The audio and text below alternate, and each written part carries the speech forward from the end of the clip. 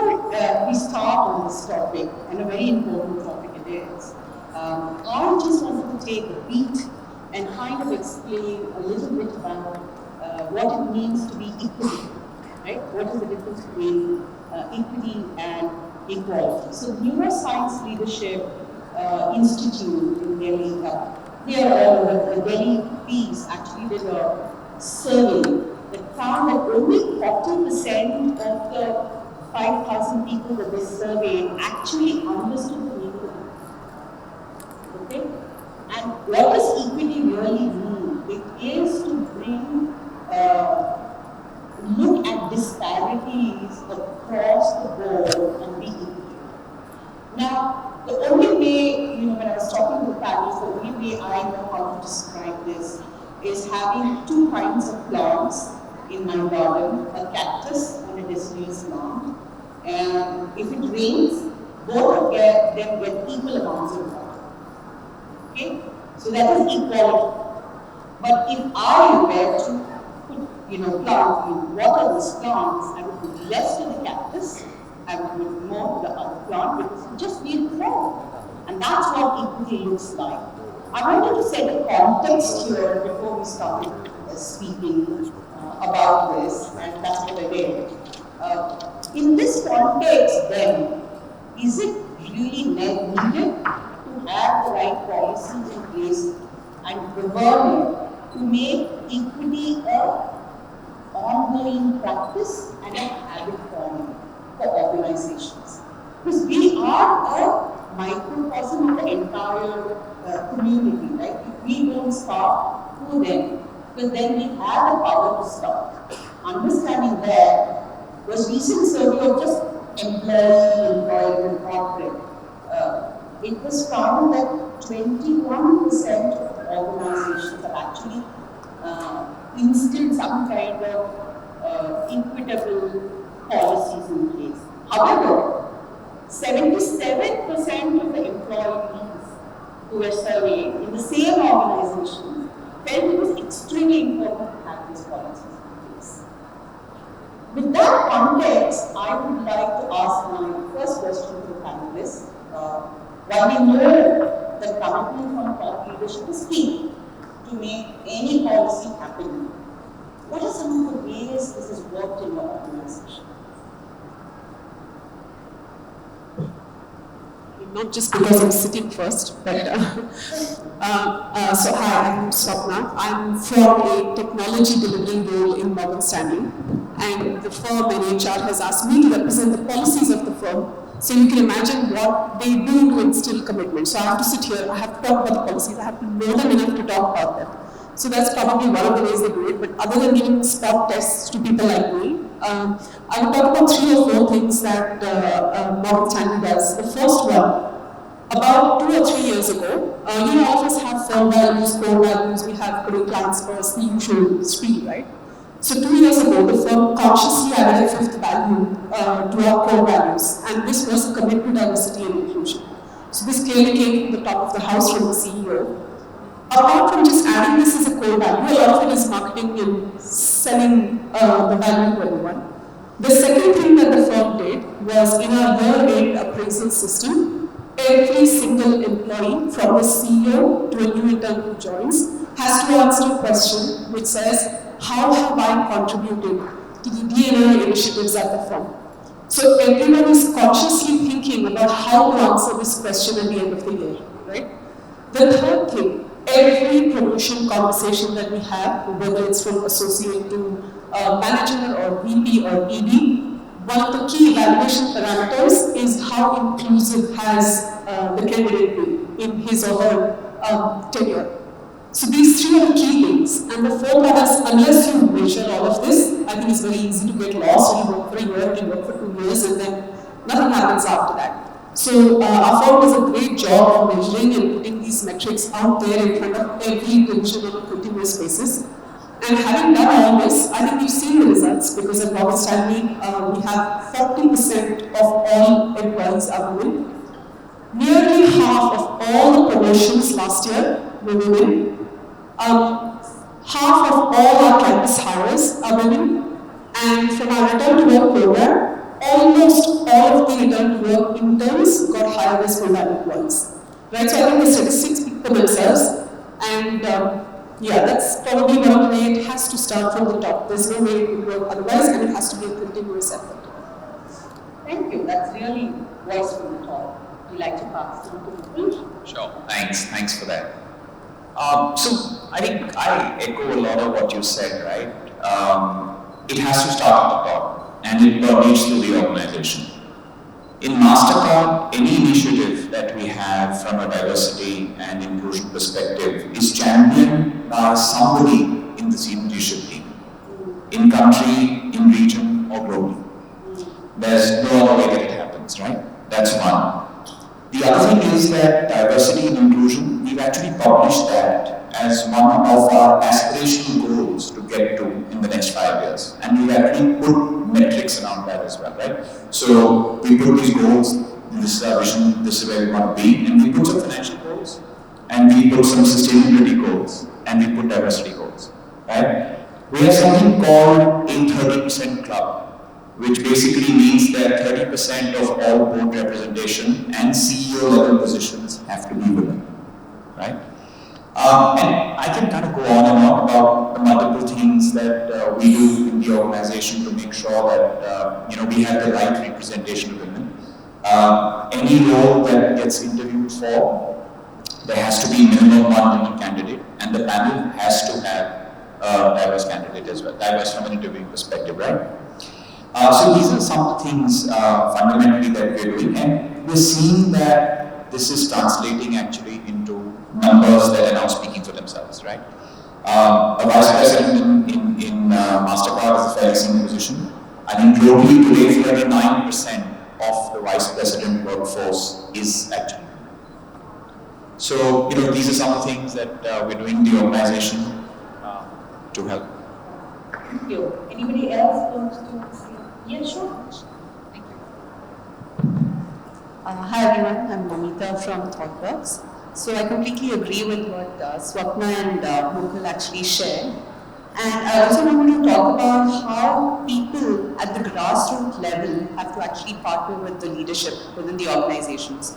Because all of us know, whether it's initiatives like diversity, equity, inclusion, or even many of our goals for our customer, the path from strategy or vision to execution is the part where it actually breaks, right? Things fall apart. So it's very important for organizations to identify champions at the business unit level, different org units level, at the account level. And when we talk about numbers and goals, we need to break this down and allow the numbers to manifest in different ways for different functions. So one of the things that we do in Thoughtworks is ask the question, this is the policy or this is the initiative. What does it mean for me as an individual, as a collective? How do I contribute to that? How do I participate in that? So really measuring not just in quantity but qualitative aspects. And to that effect, I want to share a quick story. So we have leadership development programs for women. I'm sure all our companies actually run this. So what happens beyond that development program, right? So it's like watching somebody in action, watching something in theory. But truly you would benefit from it when you experience it firsthand. So what is the job of the top leadership to actually bring these women along, say for an important client meeting or for a business development meeting? Are you nurturing these women to watch you in action? Are you entrusting them to be part of your critical part, right? So what is the key role that these women are actually playing post the leadership development program? So how do you allow them to leverage themselves within the ecosystem? I think these are very pivotal questions for us to ask ourselves. I think most of us maybe I'll use this. Yeah, most of us has covered what we generally do in most of the large organizations. But from a extremely important part of it is about awareness. One, people should be aware of what you're doing and what's happening. And also, you just normalize certain things. And I'll give you a very small example. How does your website look when you open it? Does it normalize the entire equity part? What are the pictures you put in? Which may just be irrelevant when somebody is designing because you're concentrating on the content. But that leaves, what color, smaller things, and from an Intel perspective, we're very cautious every time on every action. And then we also have to measure, because what gets measured gets done. So, yeah, I mean, that's even more important. Like, I'll give you a small example. We're talking about pay equity, which is such an equalizer, right? Pay equity, you can say, okay, when I get somebody from the market, I can try and get them at par. But does bias creep in as you move ahead? Of course it does. And what do you do with that? So each and every year, like I heard from others as well, like there is a consistent effort, but that also needs to be made aware to everybody, and Intel publishes it, right? So I think those kind of things where you just do it and also you make it aware, you normalize an idea of an equity through visual impacts. I think that's also very good. Thank you. That takes me to what I wanted to ask the panelists next, right? While I see that most of these organizations have strong support of top leadership, and they make it part of their systems, right? Systematically, make it part of the top leadership's performance to do the right things when it comes to equity. How does one then actually achieve an educational awareness piece for the entire population? And it's not only the population, right? It's also that population actually then goes and communicates and interacts and intermingles with the community outside. How does one take care of that and instill a complete awareness where they become the teachers? What have you seen in your organizations? Thanks, Lavanya. So Lavanya, first of all, thanks for sharing that analogy of what is equity, right? How you need to treat differently, right? To be achieving equity. And that analogy will always stay in my mind. So talking about training, so one simple example I wanted to give, we spoke about how it starts from the top. Right, my belief, and that's a belief I'm sharing from my organization's experience also, the targets, culture setting, role modeling will start from the top. Right, so when we talk about diversity, it's like a sprint. You can make anyone run for 100 meters. But if you talk about inclusion, or if you talk about belongingness, it can be forced. Right, it's a big culture change. And it's not as if all organizations are able to do it successfully. Achieving members' targets is easier compared to achieving the culture change. Inclusion is a marathon. There has to be, you have to train for a marathon. Right? Even if you tell anyone you just run 26 kilometers, people will fall, will give up. Right? Or they won't feel a part of it. So you have to train for a marathon, you have to prepare. It's a long journey. Right, so when we talk about training, of course, we will have some metrics that so many people have to attend trainings on diversity programs, unconscious bias, how do we cope with that, how do we understand it first of all. We can have learning hours, right, but till it translates to the culture change. And in our organization, we have mechanisms in place. We have engaged our employees to a platform that we call Pulse, which is a continuous listening platform. And through the platform, we also listen to employees' views on diversity and inclusion. Right? So anyone in the organization, be it is what we call as professionals or freshers, to leadership, anyone can give the views anonymously. Right? And that's something, whatever other views are visible, starting from the immediate manager to upwards, without the name, without anonymous. So that's a tracking mechanism till we see that it's reached the last mile. I don't think inclusion and belongingness will be successful. And I'm honest to admit, like many of the organizations, most of the organizations, it's a culture change which will take time, right? Even in our organization. So that's my view. Training can be done. Culture change is what takes time. Anybody else? Yeah. Okay. No, I can completely agree with you. But we have to accelerate that culture change, right? And I think the way we do it in Mastercard, for example, is we do it by, so all people leaders have to go through a inclusion masterclass.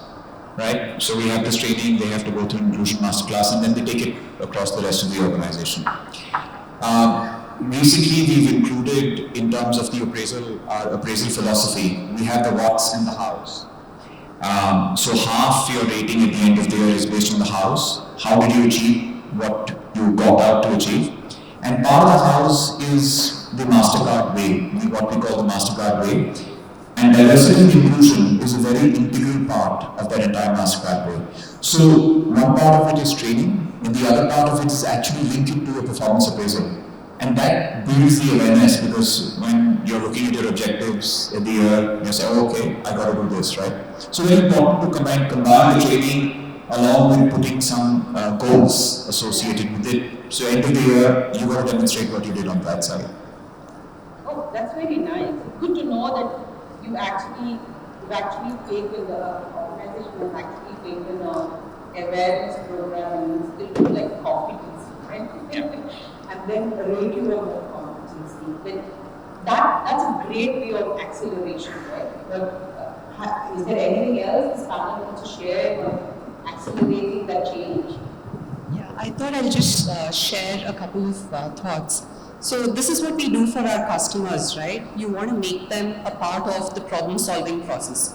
People who are eventually going to benefit, bring them along the journey and make them part of your working team. So this is what we do when we talk about equity, right? So think about many of the categories of policies that are there. Some are set in stone, driven by regulations in the industry, law of the land.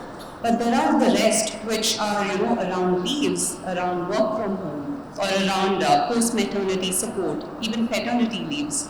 So one of the things that we do is keep a constant radar. Look for what are the new problems or hotspots that are coming up, like for during the pandemic time, right? Who knew that we would be in times like these and there would be new normals, right? So make people part of the process to actually look at what is the next stage of evolution for that policy. For example, in Thoughtworks, the usual maternity leave policy, right? 6 months of paid leave. And once the employee is ready to come back, look at what is the flexibility in working hours, what is the flexibility in leave extension. And not just that, you have exceptional cases, right? If I've already had my first child, I'm in my second pregnancy, what if I end up delivering twins, right? And my organization policy has a cap of supporting only 2 children. So find these, situations or these scenarios and work with your insurance company, work with your HR to see how these cases can be included. So I think it gives us a lot of opportunity for innovation, and I think all of us were chatting before this conference. When constraints and some of these tough spots come up to us, I think that is the time when we can truly innovate together. Yeah, before we stay, Namita, thank you for bringing this up. You touched upon a point that I would like to highlight a little bit, because when we talk about organizational policies and procedures, we're only looking at internal employees. What I love what Namita said is how the organization is externalizing it, including vendors and communities and clients, and making sure that you're talking the same language with the communities outside also, where you're making a change inside, you're also externalizing that change. Absolutely, for the ecosystem. Yeah. In fact, I'd like to add something on the maternity piece. Intel does a very interesting thing called More Mentorship, which basically is for new mothers when they come back to work. It's a mentorship program, and it's a journey of almost a year with a new mother who comes back to work, because there is a lot that has changed while they were out on the break, and how do they get to talk to somebody to just adapt to the new situation that have arrived, or a new team that they're moving into. So that companionship of a year within the organization, I know it's an institutionalized thing, but a lot of people would love to have somebody to talk to, and they may be hesitant. But because there is a program, the adoption becomes easier. Let's go see what it is, because they may be. So I think some innovative things like this, which may not be like a big policy, but a small change which can help. Absolutely. Yeah. Sure. So this is from my personal experience with one of my team members. So a very young mother. She delivered her child. She came back after 6 months. Brilliant performer, right? Give her the most ambiguous task and she'll get it done.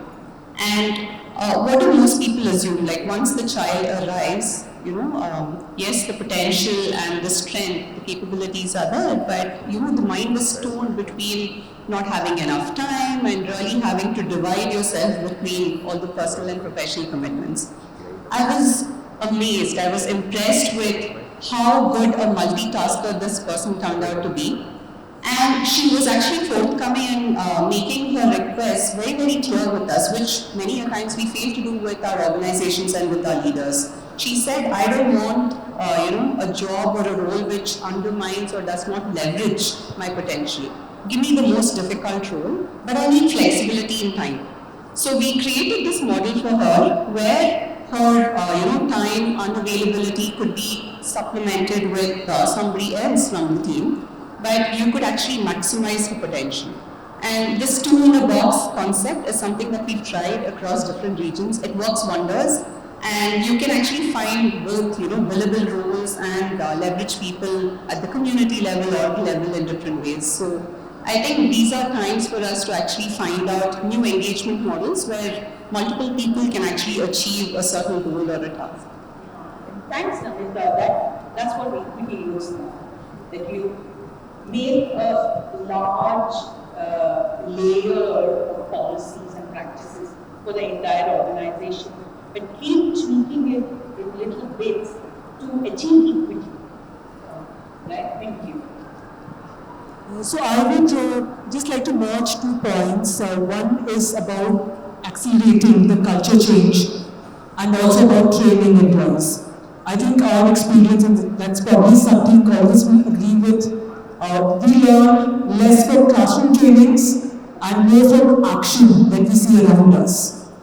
Right? So I would like to quote 2 examples of community action which has been taken by Capgemini. One is an example from our French office at Paris headquarters. So during COVID time, most of our facilities were lying vacant, including a large training facility that we have near Paris, which we call the University, which is a very vibrant place where all of us go for leadership trainings. So that was vacant. But side by side during COVID time, what was happening was also rising incidents of domestic violence. So during COVID, this university became a shelter for women or children who were impacted with domestic violence. So we tied up with the NGO and we gave shelter because everybody was like, the utilization, it was the message we wanted to send to the larger world that this is a commitment to the community, to diversity. So diversity is just not about targets, it's much more than that. And the second example is closely when you talked about external community engagement. Right? So it's, the example which I wanted to share with you is an engagement with students from rural communities. We have a program called Srivastava, where we are making an impact at rural level through education institutes. We're adopting to some schools where certain women many of whom are becoming part of the mainstream workforce, being trained on digital skills. Right? And many of them also join Capgemini. Right? So we are preparing them for the workforce. It's not mandated that they have to join Capgemini, it's the choice. If they get employment with any organization better than Capgemini, why not? Right? But our commitment is to make that level of equity. We're investing in educating. That's a brilliant combination of workforce development and community engagement to bring about equity for marginalized communities, right? Thank you for sharing. I actually, I want to step back and ask each of you if you've seen different hiring practices. So there is D, there is E, and an I. There's diversity, there is equity, and then there's inclusion, right? So I know there's a lot of talk about how we want to do diverse hiring, how we want to be inclusive in our hiring. And what about equity? At that hiring stage, what are we doing to be equitable? What happens?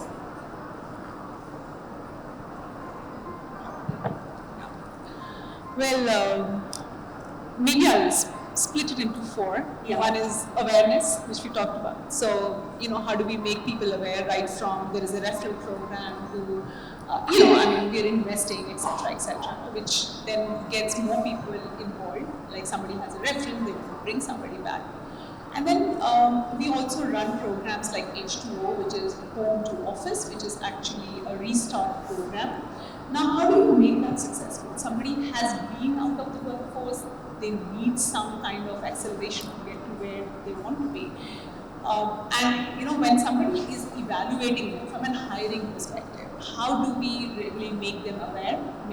Of course, you can do the training, but how much does it actually go in? That's where, making some small steps, like Intel said, we will reserve positions as a central pool where we will hire and we'll build. We'll also open up the doors to say, if somebody thinks that this person needs an XYZ time to come up to the curve, can we open a contract role for minimum a year or whatever, and then bring them up, help them come up the curve, and not just say, we are evaluating, we're saying we're helping you come back. So, that mindset change. Then, of course, regular practices around how do we really get them in and then do what with them. Like, we got them, fine, because everybody's doing, it's fashionable, but are we able to put them in the right track? Are we getting them at the right place to do the right work, or are we just compromising because they just won't come back? So, I think keeping a bird's eye view on that through matrices, and also putting this on the business unit's target for the year. That does a lot of trick, right? And of course, the last point, which we have been so passionately driving in Intel, is about pay equity. Because pay is a great equalizer. You take it, nobody can deny that. So one, and when they come in, two, as they grow in the system. So all things put together, actually, and then it is, not just for the heck of doing, but for really putting it on somebody's target movement. That's where you slowly start impacting the culture, like she mentioned. Like, till you do on the culture, nothing will really change for long. Also, in terms of hiring practice, of course, we have started training all the hiring managers, right, on how to be neutral, right, how to ensure that they don't have any kind of conscious or unconscious bias. There are checks and balances in place. For example, we're using AI to make even the resumes coming to us gender neutral. Right? So just by looking at the resume, unless there's a photograph or something like that, language is gender neutral. So that helps in the first level filtering. Right? Another unique thing which we are doing is that women at the time of hiring, right, become they are at the receiving end of the tendency to look at total years of experience, right, and women they get impacted because the salary might be the low starting point because of sabbatical they have taken, some career breaks they have taken, right. So instead of looking at what salary they are in and giving some percentage hike, or having practices around look at the skill, look at the fit, right? Look at how they can add to the diversity, how can they be culture plus to the organization, right? So that's why we're not looking at the starting pay of the pay they are coming at. We're looking at where they fit in the organization in terms of pay, right? Irrespective of gender. Thank you. Anybody else? So, I like one of the points that you brought up, Lavanya, about how diversity, and when we talk about equity for the diversity of the population, is not just unidimensional, right? It's not just about gender. So, when we think about diversity, we bring in not just gender, but what is the talent coming in from different socio-economic backgrounds? What about people who are going through major life change movements, right? Like we spoke about new mothers or new fathers coming back to work, right? Now, how do we take each of these groups on a case-to-case basis and think about how do we create customized equity for each of them? So, if you look at gender, I think all of us spoke about how we do, women-specific hiring, right? So, we do women hiring drives in colleges because you want a certain critical mass to actually nurture that talent.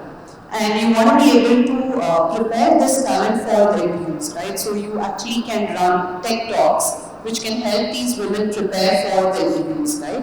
So one of the things that I think especially it's layered with the culture, regional culture as well.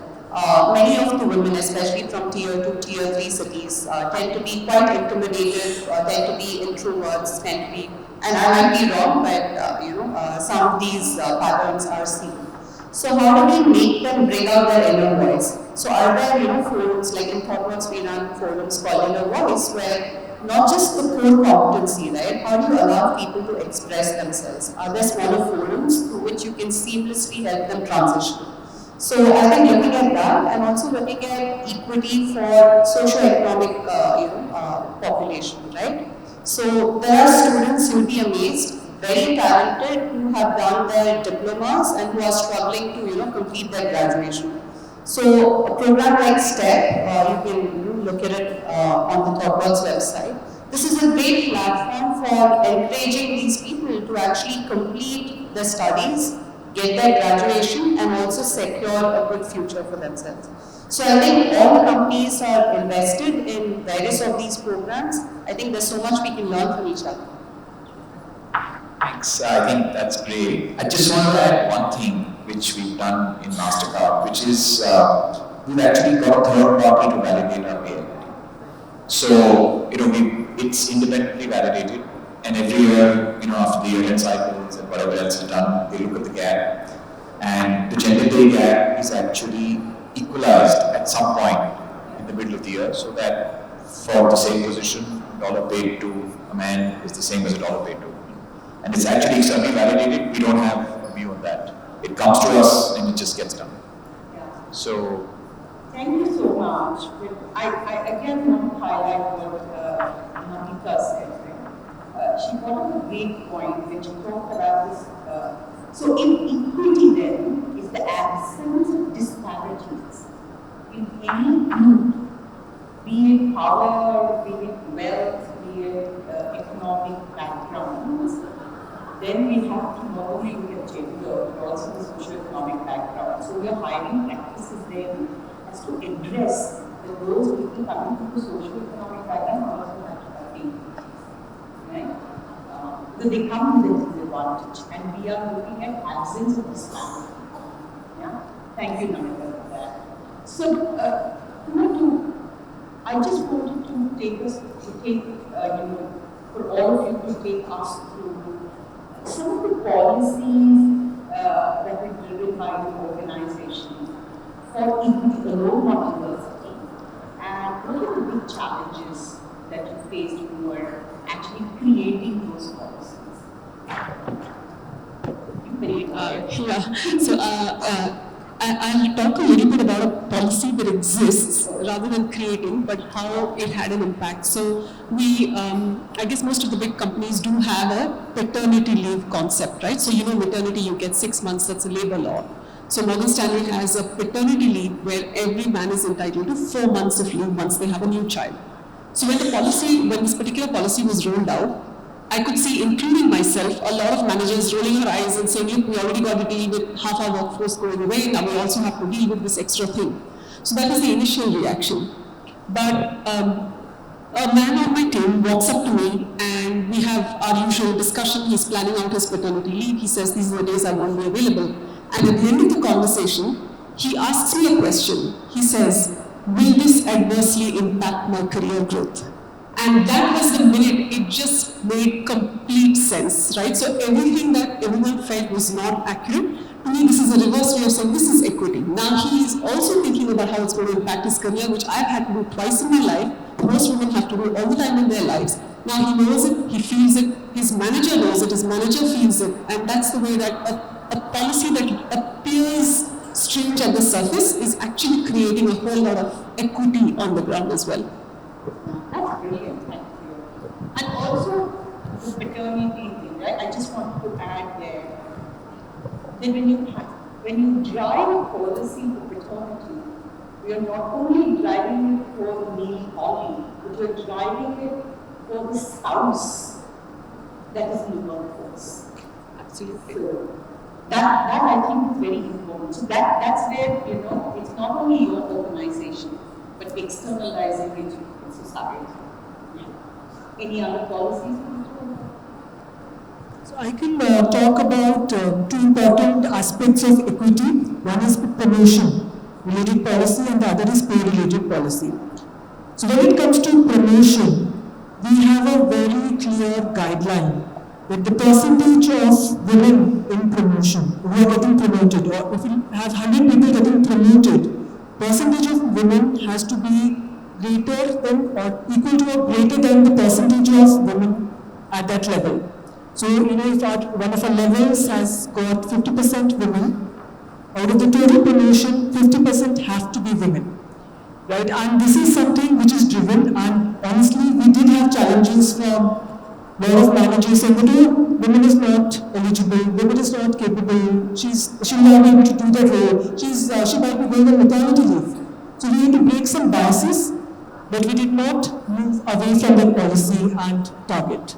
The second is, of course, a little bit controversial and often not so transparent topic of pay equity, right? Because salaries are not published. We don't know, right? Promotions, everyone knows, right? It's announced, people put in the signature, put on LinkedIn that I've been promoted from this level to this level. So for pay equity, we are taking help from external vendors, and also we are getting audited on it. So starting from our internal audits to even external audits, you would have heard about an organization called, a certification called EDGE, which checks specifically on pay equity. Right? So that's where we're trying to make the difference, and it's a part of our guidelines that every year there has to be external and internal checks on pay equity. That actually reminds me, before I come to you, Sunanda, that actually reminds me that the unions have been policy. It is systemic, right? The government has a policy that says that goal you have to have pay equity, and the government audits you have to send reports as an organization to make sure that. So that's like very top to do. But we can speak more about governance as we go on. Go ahead. Thank you, Lavanya. So I think one of the realizations for us as an organization came in our early years when we realized that, yes, policies can be documents, but until you walk the talk, the policy does not, really exist as a DNA or as a muscle in your organization. So we have, I think all the organizations have all hands and open houses, town halls, right? Those are great forums where you can actually share stories. I was hearing in the keynote talk today, this morning, how our speaker spoke about celebrating through storytelling, right? So I think when we bring about instances or examples of how a policy came to use or how it was effective for a specific individual, conduct like a role play or a talk show, right, where a leader speaking with this individual bring out the nuances of what were the pitfalls, what were the learnings, how did the individual benefit. It's a great way to actually showcase tangible ways in which the policy is actually coming to use. It will also encourage others, the peers in the organization, to actually seek out for more information. You were speaking about awareness, Sumana. So, reaching out, because awareness is not just the job of the HR or the people team, right, around policies. I think all of us being, part of the organization are equally responsible to make these policies living and breathing. So that's what I wanted to add. Yeah, thank you.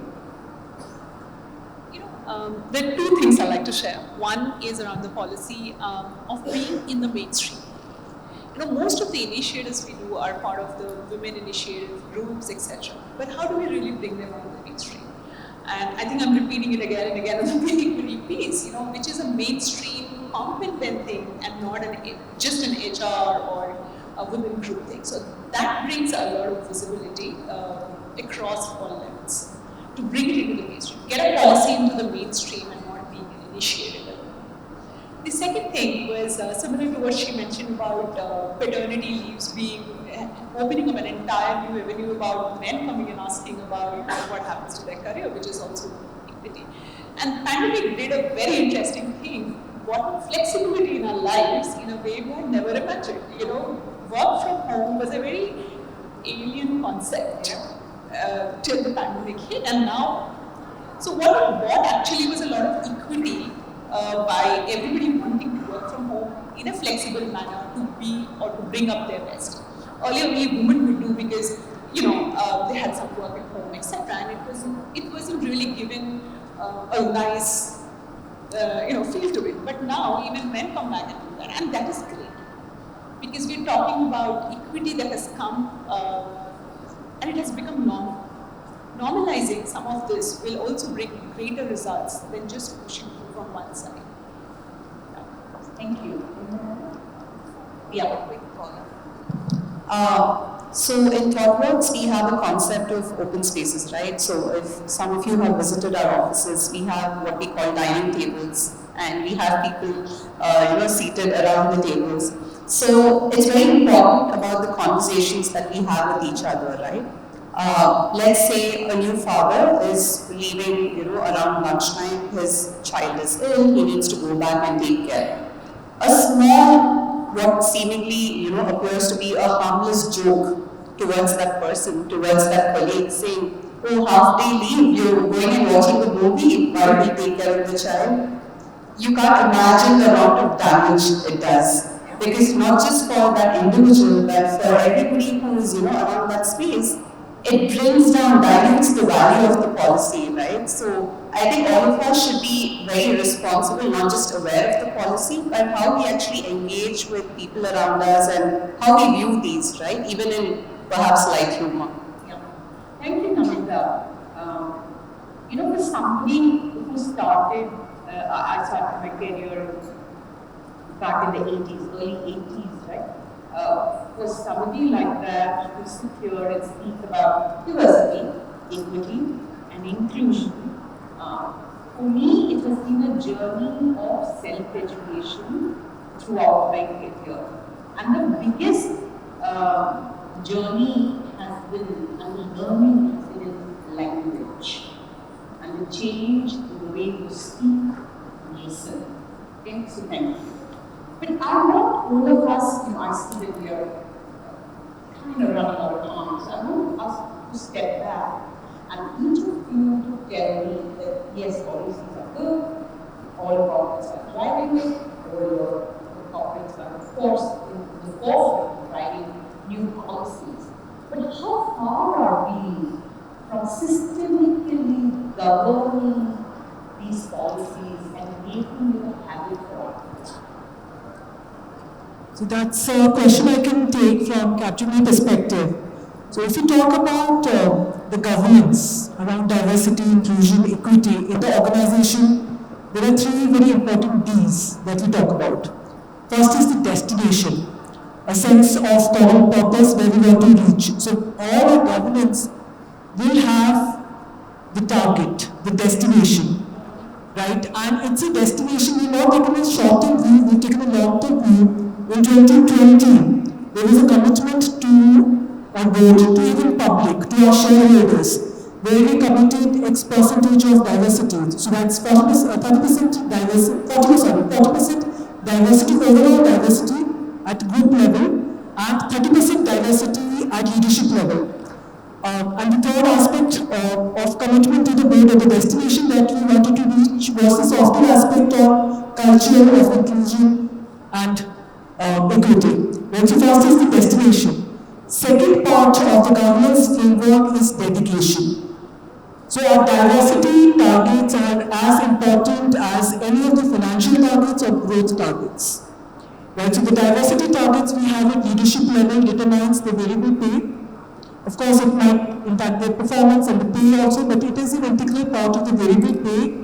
It is also impacting, so we are also looked at collectively as a group of leaders, right? When it comes to share distribution, restricted stock options, etc., the pool gets impacted if the diversity targets are not met. So there has to be that commitment or dedication. That's the second D. The third D of the governance is the depth. Right, so governance is not something which is happening only at the board level or CEO level. Governance is touching the last employee, the last manager in the organization. So that's the depth of the governance framework that we have. In terms of the depth, So starting from the board level to our monthly reviews, which each of the organization unit heads do with their management team, to individual KPI, we have ensured that the depth is there in our governance structure. Similar to just carry forward what she said, right? I think governance is something that is usually done at the top, where you just say, okay, how are we meeting the goals? But then, like every organization, even at Morgan Stanley, you have councils, which are voluntary groups that get together to kind of either promote some of these concepts or kind of popularize them. And these councils usually are more, large organizations. They have verticals, they have businesses, they have various levels and so on. So these councils are the ones that help to promote this at a grassroots level. So every single employee on the floor, kind of, if you ask anyone, they should know what it's about. They should know why they are required to do it. And then a lot of healthy conversation on why is it fair, why is it unfair, when does it make sense to do it this way. So there's a lot of stuff that happens at the ground level to make the governance actually effective. Yeah, we call these councils business resource groups, similar to what, yeah, exactly. So, yeah. Thank you so much for that. We kind of run out of time.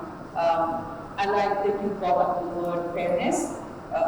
Equality is sameness, equity is fairness, and I like what the keynote speaker said today, right? The pact. So I think all of us need to make a pact, including all of us, that we go back and actually step back and look at equity with a different lens, make sure that we bring in the awareness for ourselves internally and externalize it to anybody around us. It doesn't have to be corporate. It has to be our communities, our children, our maids, and everybody around us.